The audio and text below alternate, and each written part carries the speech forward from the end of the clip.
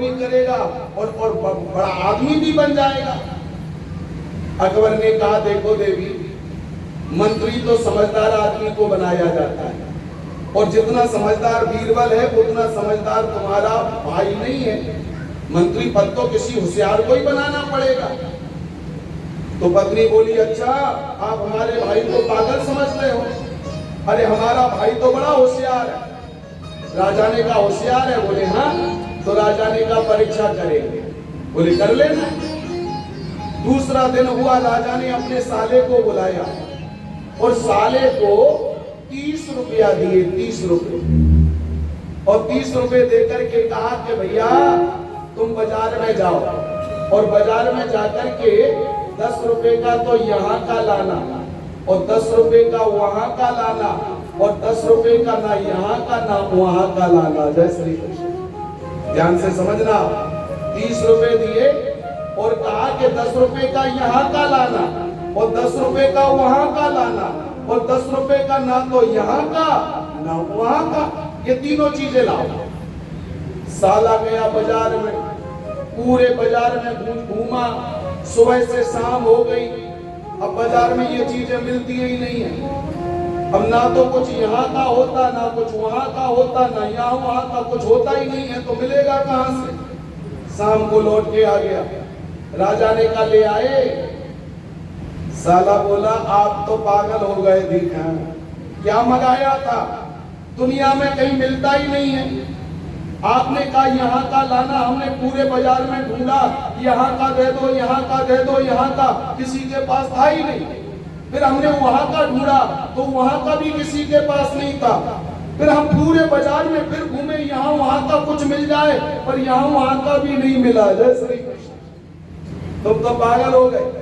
राजा ने कहा सुनो, रानी से कहा देख रही हो, तुम्हारा भाई को भेजा था बाजार, ये 3 चीजें मंगाई थी, लेके ही नहीं आया, खाली हाथ आ गया, और तुम कह रही हो कि इसको मंत्री बना दो। रानी बोली ये चीजें मिलती ही नहीं है तो लाएगा कहां से? तुम्हारा बीरबल ला सकता है? राजा ने कहा बीरबल में ताकत है, वो लेके आए।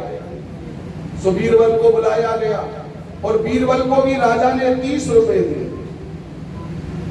बीरबल से कहा कि जाओ 10 रुपए का यहाँ का लाना, 10 रुपए का वहां का लाना और 10 रुपए का ना तो यहाँ का ना वहां का लाना।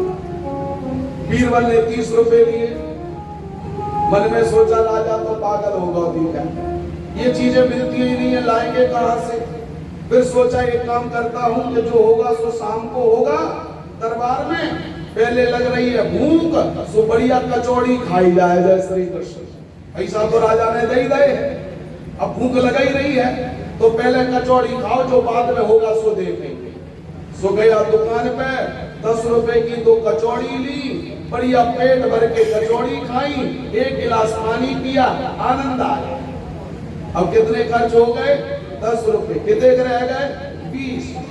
आगे गया तो आगे खेल रहा था जुआ खेल रहा था। उसने कहा फ्री बॉन्ड के राजा के पैसा है, 10 रुपए का दाव मांग ही लेते हैं, अगर आ गया तो फिर 30 हो जाएंगे और चला गया तो राजा ही दे तो हम का जा रहा। सो जैसे ही जुआ में बैठा और 10 रुपए का दाव मांगा और दाव अंदर चला गया, सो 10 रुपया हार गया। मन में सोचा ये 10 रुपए तो जुए में चले गए। अब फिर आगे गया तो देखा कि एक जगह भागवत कथा हो रही है। जय श्री कृष्ण।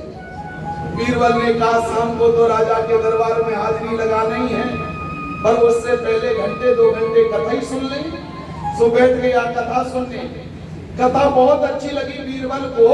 तो जो 10 रुपए बचे थे वो 10 रुपए भागवत जी की पोथी पे चढ़ा दिए। जय श्री कृष्ण। 30 रुपया खर्च हो गए, 10 की कचौड़ी खा ली, 10 रुपए जुए में हरा दिए और 10 रुपए भागवत जी की पोथी पे चढ़ा दिए। शाम को लौट करके बीरबल राजा के दरबार में पहुंचा। पत्नी बगल में खड़ी है, साला खड़ा है, राजा सिंहासन पर बैठा है और सैनिक सब खड़े हैं। राजा ने कहा बीरबल, हमने तुम्हें 30 रुपए दिए थे, क्या किया तुमने? हमारी जो वस्तु हमने मंगाई थी वो लाए हो? बीरबल ने कहा क्या मंगाया था? राजा ने कहा, हमने कहा था 10 रुपए का यहाँ का लाना और 10 रुपए का वहां का लाना और 10 रुपए का ना यहाँ का ना वहां का लाना। बोले जी महाराज ले आए। क्या ले आए? बोले आपने 10 रुपए दिए थे कि यहाँ का लाना, सो हमने 10 रुपए की बढ़िया यहाँ पे कचौड़ी खाई। 10 रुपया वो यहाँ को मनी जो यहाँ कमाया वो यहीं खर्च कर लिया, वो यहाँ का हो गया। जो कमाया वो यहीं खर्च कर लिया, वो यहाँ का हिसाब हो गया।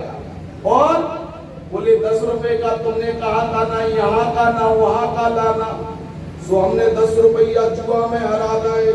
ना यहाँ के रहे ना वहां के रहे, वो तो व्यर्थ में चले गए। और 10 रुपए, बोले 10 रुपए हमने भागवत जी पे चढ़ा दिए, सो तुम्हें मरने के बाद वहां मिलेंगे। जय श्री कृष्ण। बात समझ में आई?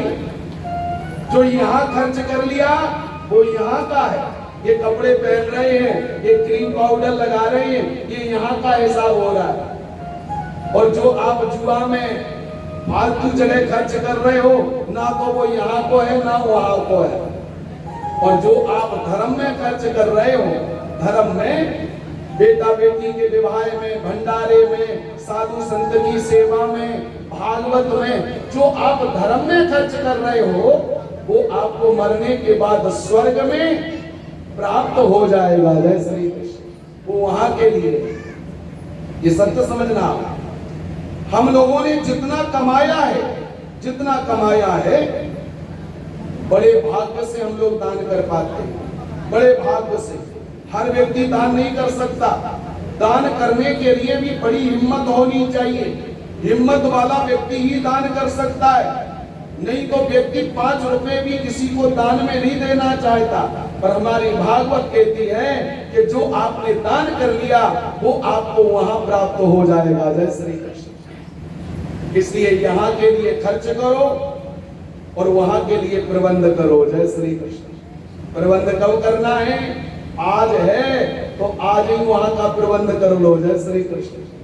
मरने के बाद बेटे दान करेंगे नहीं करेंगे पता नहीं है। मरने के बाद बेटा पानी देंगे कि नहीं देंगे कोई पता नहीं है। मरने के बाद बेटा पिंडदान करेंगे नहीं करेंगे कोई पता नहीं है।